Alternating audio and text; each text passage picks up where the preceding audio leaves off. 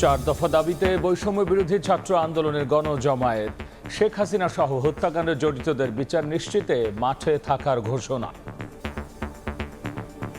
16 বছরে মানুষের উপর যে অত্যাচার করেছে, নির্যাতন করেছে, তার হিসাব দিতে হবে। সবাইকে বিচারের আওতায় আসতে হবে। সাম্প্রদায়িক সম্প্রীতিকে প্রশ্ন করার জন্য আমরা দেখেছি আওয়ামী ফ্যাসিস্ট তারা এখন দেশে বিদেশে প্রপাগান্ডা ছড়াচ্ছে। শিক্ষার্থী হত্যা ও নেতাকর্মীদের গুম খুনের বিচারের দাবি নিয়ে রাজপথে বিএনপি, রাজধানীতে অবস্থান। আওয়ামী লীগের বিরুদ্ধে দেশবিরোধী ষড়যন্ত্রের অভিযোগ। এই যে গণহত্যা, হাসিনা যে খুনি, তাদের আমরা বিচার চাই। হিন্দু সম্প্রদায় বলে আমরা তাদেরকে আলাদা করে দিতে চাই। তাদেরকে খেপিয়ে, তাদেরকে দিয়ে আবার ঢাল বানিয়ে আরেকটা কৌশল আবিষ্কার করে কিভাবে এখানে অস্থিতিশীলতা তৈরি করা যাবে সেই চেষ্টা আমরা করছি। দেখছিলেন প্রধান শিরোনাম। সন্ধ্যার সময় সঙ্গে আছি আমি গোলাম রাব্বি।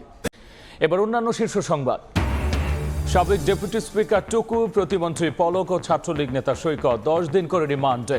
আন্দোলনকারী হত্যা উস্কানির অভিযোগ, শাস্তি দাবিতে স্লোগান। জনের বিরুদ্ধে তদন্ত শুরু। সংগঠন হিসেবে বিচারের তালিকায় আওয়ামী লীগ, যুবলীগ, ছাত্রলীগের নাম। বাড়ছে অন্তর্বর্তীকালীন সরকারের পরিধি। নতুন করে উপদেষ্টা হচ্ছেন আরও 5 জন।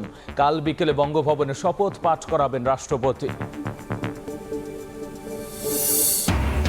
এবং 1 মাস পর আগামী রোববার খুলছে দেশের সব শিক্ষা প্রতিষ্ঠান। 11 সেপ্টেম্বর থেকে শুরু স্থগিত হওয়া এইচএসসি ও সমমান পরীক্ষা, রুটিন প্রকাশ।